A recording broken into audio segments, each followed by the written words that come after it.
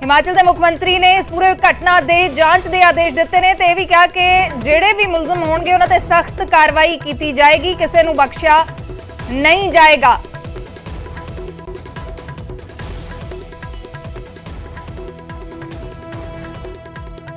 माहौल खराब करन दियां कोशिशां हो रही ने, एक तरीके दे नाल ये तस्वीरां बयान कर रही ने, जिथे विधान सभा की बिल्डिंग के बाहर कोई आम बिल्डिंग नहीं है, विधान सभा की बिल्डिंग है जिथे खालिस्तानी झंडे लगाए गए ने, खालिस्तान दीवारां दे उत्ते लिख दिता गया। माहौल खराब करने की कोशिश कौन कर रहा है, ये वड्डा सवाल है, लेकिन इस सवाल का उत्तर किवें मिलेगा, क्योंकि ना तो इत्थे CCTV मौजूद सी, ना ही इत्थे सिक्योरिटी का इंतजाम सी। मनीष सिसोदिया ने इस पूरे मामले से ट्वीट किया है, लिखा है कि पूरी बीजेपी एक गुंडे नूं बचाउण च लगी हुई है अते उत्थे खालिस्तानी झंडे लगा के चले गए। जेड़ी सरकार विधान सभा नूं नहीं बचा सकती, वो जनता नूं किवें बचाएगी। देश की सुरक्षा का मामला है, भाजपा सरकार पूरी तरह नाल फेल हो चुकी है।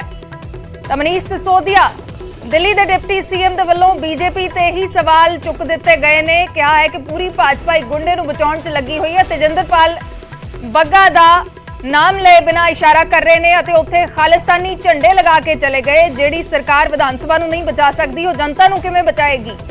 देश की सुरक्षा का मामला है तो बीजेपी सरकार पूरी तरह नाल फेल हो चुकी है।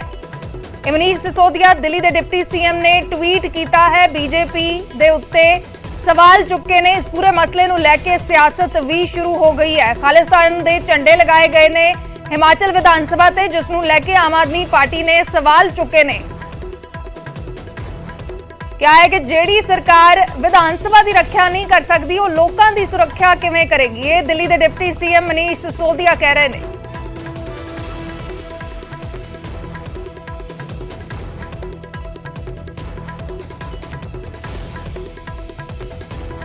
हिमाचल विधानसभा ते खालिस्तानी झंडे लगाए गए, दीवारां दे उत्ते खालिस्तान लिख दिता गया। हालांकि झंडे हटा दिते गए ने ते खालिस्तान जिथे दीवारां ते लिखा गया सी उसनूं भी मिटा दिता है।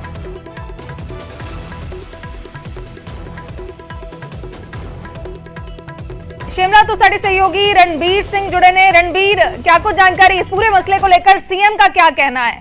अभी दिल्ली के डिप्टी CM ने भी ट्वीट किया है और बीजेपी सरकार पर, हिमाचल की सरकार पर कहीं ना कहीं सवाल उठाए हैं कि जो सरकार विधानसभा की सुरक्षा नहीं कर सकती, वो लोगों की सुरक्षा कैसे करेगी?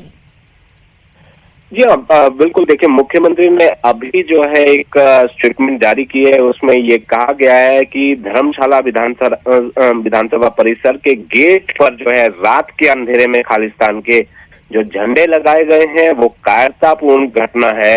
इसकी निंदा जो है मुख्यमंत्री ने की है और मुख्यमंत्री ने ये भी सफाई भी इस पर दी है कि इस विधानसभा में केवल शीतकालीन सत्र ही होता है, इसलिए यहाँ अधिक सुरक्षा व्यवस्था की जरूरत नहीं रहती है। और उसी दौरान, जिस दौरान ये सत्र चलता है, उसी दौरान जो है ये बताया, CM ने कहा कि उसी वक्त इसकी जरूरत रहती है। और यही CM ने कहा है आगे कि इसी का फायदा उठाकर इस घटना को अंजाम दिया गया है, लेकिन इसे बर्दाश्त नहीं किया जाएगा। इस घटना की त्वरित जांच की जाएगी और दोषियों के खिलाफ जो है कड़ी कार्रवाई अमल में लाई जाएगी, ऐसा जो है मुख्यमंत्री ने कहा है। और साथ में चेतावनी भी मुख्यमंत्री ने ये दी है कि जिसने भी ये काम किया है, उन लोगों से कहना चाहेंगे यदि हिम्मत है तो रात के अंधेरे में नहीं, दिन के उजाले में सामने आए।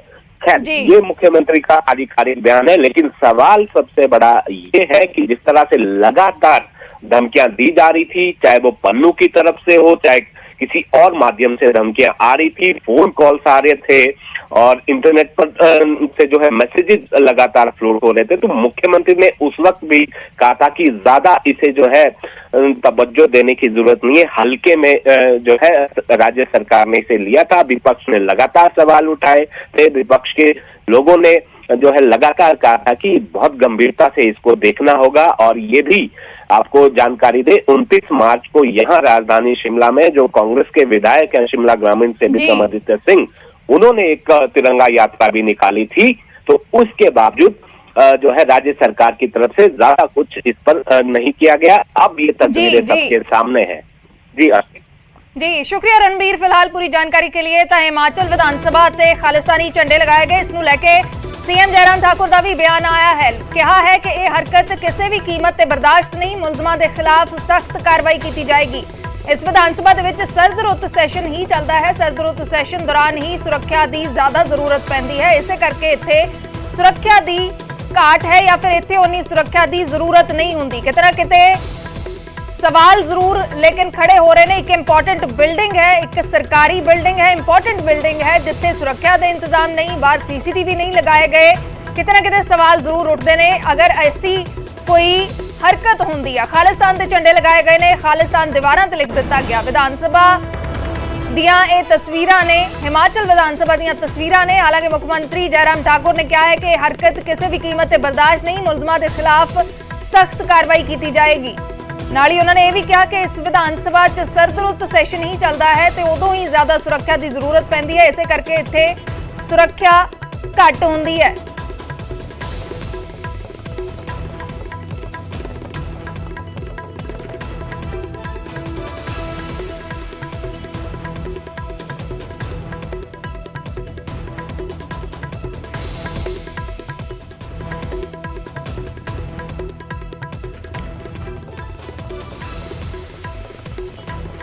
हिमाचल दी विधान सभा के उत्ते खालिस्तान के झंडे लगाए गए, दीवारां ते खालिस्तान लिख दिता गया। इस पूरे मसले नूं लैके सियासत भी हो रही है। मनीष सिसोदिया ने ट्वीट किया ते इस पूरे मामले ते सीएम जयराम ठाकुर ने कहा है कि इस विधान सभा दे विच सिर्फ शीत रुत सैशन हुंदा है। इसे करके उदों ही ज्यादा सुरक्षा की जरूरत पैंदी है। इसे करके सुरक्षा की इत्थे कमी नजर आई है।